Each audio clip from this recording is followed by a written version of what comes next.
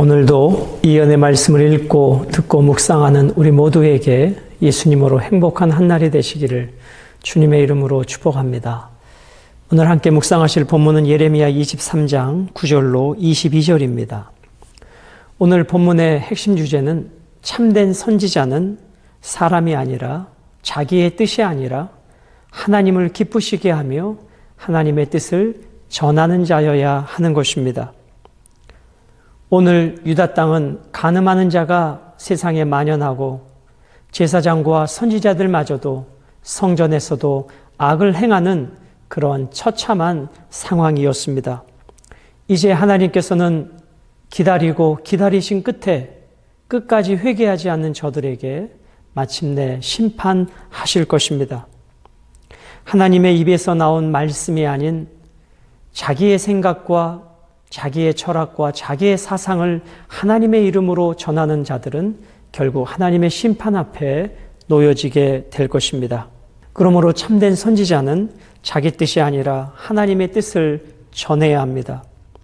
우리는 사람을 기쁘게 하려고 번영과 복의 메시지만 전하는 영적 지도자들을 심히 경계해야 합니다. 그 순간은 달콤하고 부담 없는 말씀일 수 있지만 우리는 하나님의 말씀을 바르게 분별할 줄 아는 성도들의 영적 각성이 있어야 하는 것입니다. 그러므로 설교자로서 목회자인 저 자신은 하나님께 받은 말씀을 증언해야 하고 우리 성도들은 영적 지각을 사용하여 그 말씀이 하나님의 말씀인가를 분별해야 하는 것입니다. 우리가 듣기도 하고 전하기도 하는 메시지의 근거는 항상 사람이 아니라 하나님이어야 하기 때문입니다. 오늘 9절 말씀은 이제 우상 숭배와 만연된 삶의 불순종으로 인하여 하나님의 심판의 소식 앞에 예레미야의 탄식이 소개되어 있습니다. 선지자들에 대한 말씀이라 내 마음이 상하며 이 단어의 의미는 찢어지다, 금이 가다, 부러지다 그런 뜻입니다. 회복하기 어려운 치명적인 상처를 말하는 것이죠. 삶에 만연된 우상 숭배와 의도적인 불순종으로 인하여 이제 유다는 하나님의 심판을 받을 수밖에 없습니다. 그런 현실 앞에 예레미야는 그토록 고통을 느끼고 있는 것입니다. 내 모든 뼈가 떨리며 뼈가 떨린다. 여러분, 뼈가 떨리면 몸은 중심을 잡고 지탱을 할 수 없는 것이죠. 이것은 하나님의 심판 앞에 예레미야가 얼마나 놀라운 엄청난 충격을 받았는가를 표현해 주고 있는 것입니다. 내가 취한 사람 같으며 포도주에 잡힌 사람 같으니 이는 여호와와 그 거룩한 말씀 때문이라. 마치 술 취한 사람처럼 중심을 잡을 수 없을 정도로 하나님의 심판의 말씀은 예레미야를 그렇게 상한 마음으로 두렵고 떨린 마음으로 그렇게 인도해 갔다는 것입니다. 왜 유다는 이런 심판 앞에 놓일 수밖에 없었는가? 10절과 11절 종교 지도자들의 부패와 타락에 대하여 말씀하십니다. 이 땅에 간음하는 자가 가득하도다. 저주로 말미암아 땅이 슬퍼하며 광야의 초장들이 마르나니 그들의 행위가 악하고 힘쓰는 것이 정직하지 못함이로다. 유다 온 땅에 간음하는 자들로 넘쳐났다는 것입니다. 이 간음은 육적 간음과 더불어 모든 백성들이 바알과 아세라 우상 숭배의 영적 간음에 빠져 있었다는 것입니다. 그로 인하여 어떡합니까? 땅이 슬퍼하며 광야의 초장들이 마른다. 이것은 하나님의 심판으로 인하여 그 자연마저도 기근과 가뭄의 고통 속에 놓여지게 될 것을 말씀해 주고 있습니다. 그들의 행위가 악하다라고 말씀합니다. 그들의 행위, 여기서 이 행위라고 하는 단어는 삶의 모든 과정을 말합니다. 즉 유다의 모든 삶의 과정이 하나님 보시기에 악했다라는 것이죠. 그리고 힘쓰는 것이 정직하지 못하도다. 여기서 힘쓰는 것이 정직하지 못하다. 하나님께서 주신 힘을 죄를 짓는데 사용했다는 것입니다. 백성들은 자기에게 위임된 힘과 권세가 있으면 그것을 하나님의 영광이 아니라 죄를 짓는데 사용했다는 것입니다. 12절, 그러므로 그들의 길이 그들에게 어두운 가운데 미끄러운 곳과 같이 되고 그들이 밀어냄을 당하여 그 길에 엎드려질 것이라. 이러한 간음과 이러한 하나님의 참담한 범죄 앞에 어두운 가운데 미끄러운 얼음 빙판길을 걸어간다면 미끄러지지 않을 사람이 어디 있겠습니까? 마치 유다는 그렇게 하나님의 심판을 받게 될 것이라는 것입니다. 그들이 밀어냄을 당한다. 밀어냄을 당한다. 하나님은 사악한 종교 지도자들에 대해 하나님의 보호하심을 거두시고 그들을 공격하심으로 결국은 그들이 넘어지도록 하나님께서 어두운 길에 미끄러운 길처럼 그들을 심판하실 것입니다. 12절은 종교 지도자들을 향한 심판을 경고하고 있습니다.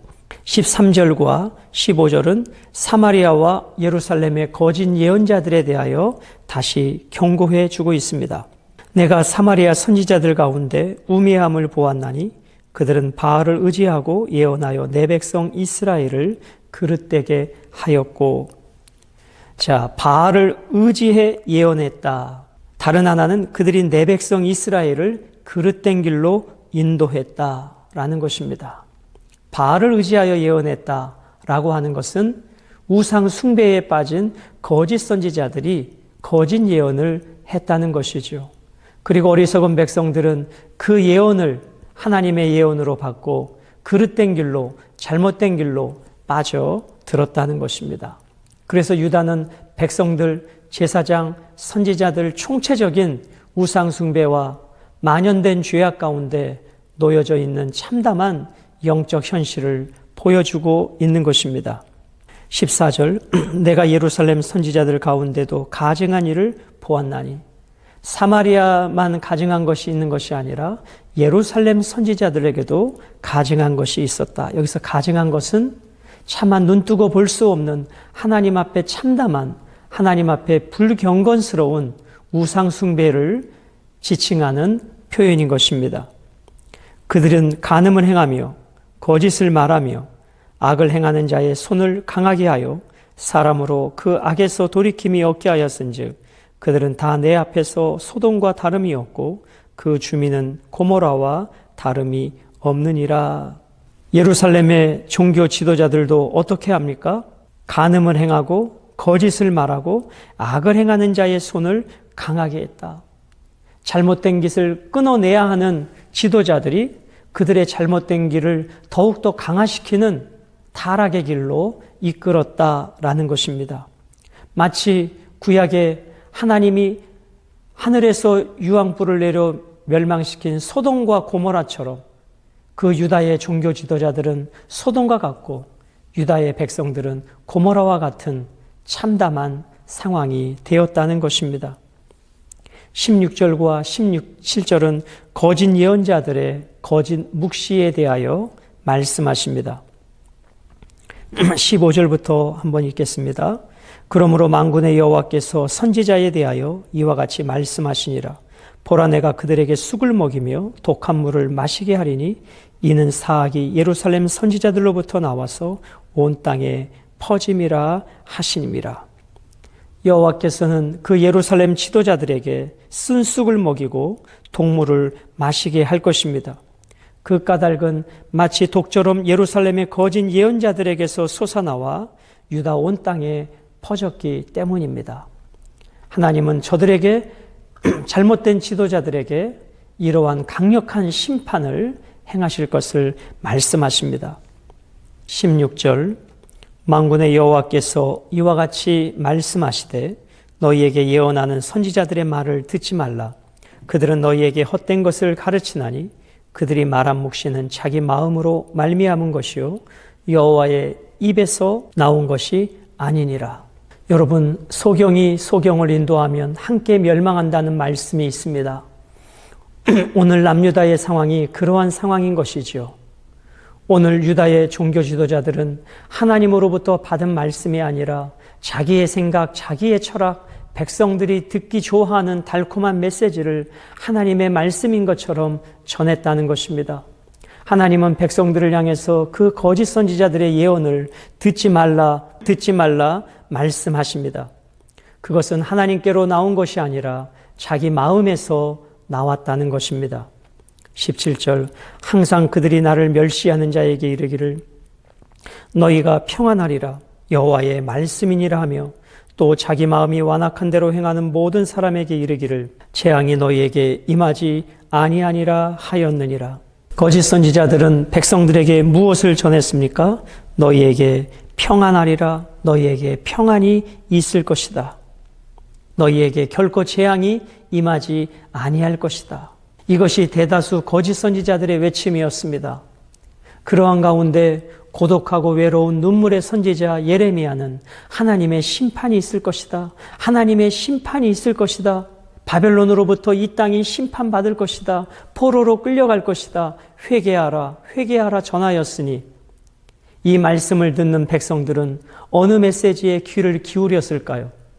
그들의 욕망 가운데 듣고 싶었던 거짓 평안, 거짓 위로, 거짓 용기의 메시지에 그들의 마음을 빼앗겨 버린 것입니다. 이러한 고독의 현실 속에서도 예레미야는 매맞고 감옥에 갇히는 그 상황에서도 담대하게 하나님의 뜻을 하나님의 말씀으로 선포해야 했습니다. 18절로 22절은 여호와의 회의에 참여하지 않은 거짓 선지자들이 자기 생각을 말하고 있다는 것입니다. 누가 여호와의 회의에 참여하여 그 말을 알아들었으며 누가 귀를 기울여 그 말을 들었느냐? 수사 의문문으로 두 가지를 질문합니다. 누가 여호와의 회의에 참여하였고 누가 여호와의 말씀을 들었느냐? 너희에게 평안이 있다, 너희에게 재앙이 없다라고 하는 거짓 선지자들은 결코 여호와의 회의에 참여하지도 않았고 여호와로부터 들은 말씀도 아니라는 것입니다. 19절, 보라 여호와의 노여움이 일어나 폭풍과 회오리 바람처럼 악인의 머리를 칠 것이라. 여호와의 진노가 내 마음에 뜻하는 바를 행하여 이루기까지는 그치지 아니하나니 너희가 끝날에 그것을 완전히 깨달으리라.